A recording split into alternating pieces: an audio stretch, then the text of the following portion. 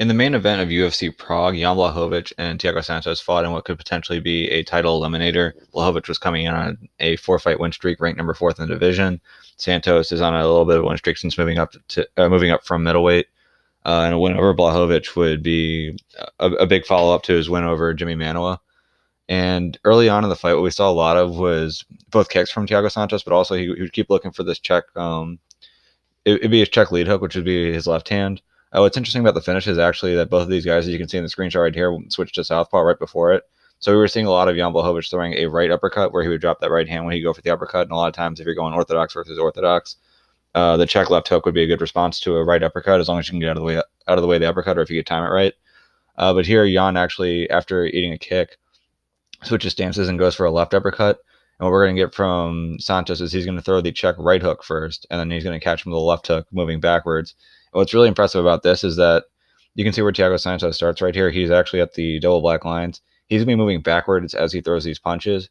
But he hits so damn hard that it really didn't even matter because Jan was moving into him in the first place. But even still, like, there's enough power on him where it's going to put Jan down. So there's the uppercut, 1-2. Gets dropped here. Now, what I saw online is a lot of people thought at this point the fight's already over. Blachowicz is out. He's not defending himself anymore, and they felt like Herb Dean did a really bad job of protecting him. As far as stoppages go, you want to have the ref come in and stop it when they're no longer defending themselves intelligently. And I would argue that this was an intelligent defense for a period of time. He was blocking most of the punches. Most of the punches are going to land on the forearms. They're not going to land on the head. But once he turns in and is still not making any effort to grapple or to stop Thiago from throwing down any more punches, that's when Herb steps in and stops the fight. So you can see that right here. So he's blocking. Herb gives him a chance. Now, again, Herb's kind of watching. He's seeing that a lot of these punches are landing on the forearms. But Jan's not going to reach for an underhook. He's not going to try to like shrimp in and get some kind of guard or to even like pull down his posture. He's just kind of there covering up. And when Herb makes the judgment, that's all Jan's doing. That's when he's going to step in.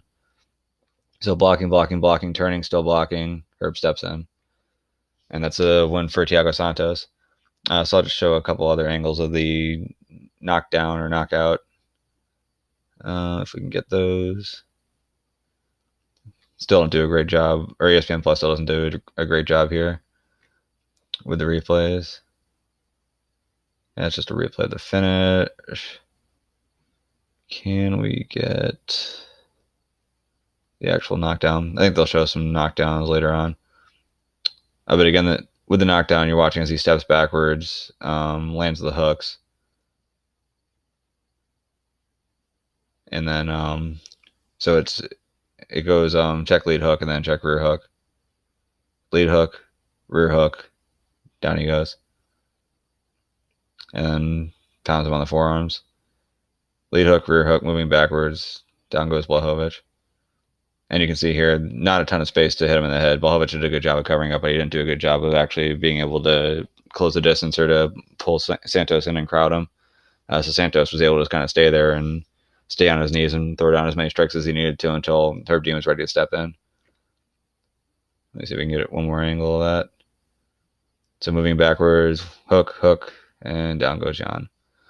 Now, as far as the rankings go, and why I think that there's a really good argument that Thiago Santos is going to get a title shot now, is that I'm under the assumption, and I think it's a pretty safe assumption, that Jon Jones is going to beat Anthony Smith.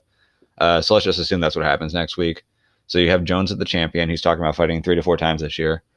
Daniel Cormier, who I don't believe is going to go down to 205 at any point in his career anymore. He's talking about this year being his final year. He was talking about March being his final month. That's getting pushed back a little bit because of a back injury, but I can see him just fighting Brock Lesnar and then calling it a career then. If Jones is the champion, it doesn't make sense for Gustafsson, who's 0-2 against Jones, including a dominant loss, to get the next title shot. Anthony Smith would have just lost. Jan Blachowicz is moving down because he just lost to Thiago Santos. Volkan Ozdemir's had a couple recent losses. I don't think he's quite ready for a title shot yet, especially since the title shot he did have against Daniel Cormier wasn't all that impressive. Corey Anderson, he's on a little bit of a win streak right now with his most recent win against Ilir Latifi, but his wins haven't really been all that dominant in comparison to a guy like Thiago Santos who's finishing everyone.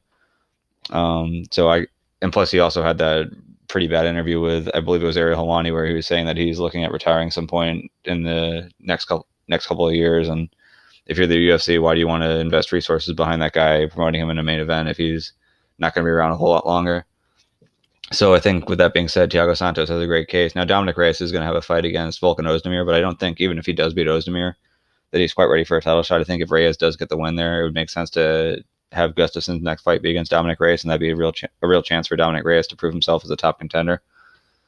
So to me, Thiago Santos probably has the best argument right now at 205 for a title shot after we get the next title fight. Now, if Anthony Smith does win, I think it makes the most sense for John Jones to get an immediate rematch, unless there's some kind of injury that's going to put him out long term. But other than that, I think Thiago Santos is ready for a title fight now that he's um, gotten a handful of wins at light heavyweight, and light heavyweight being a fairly shallow division, doesn't take all that much to get to the top, and looks like Santos has done enough. So interesting to see how he's able to handle the next big fight.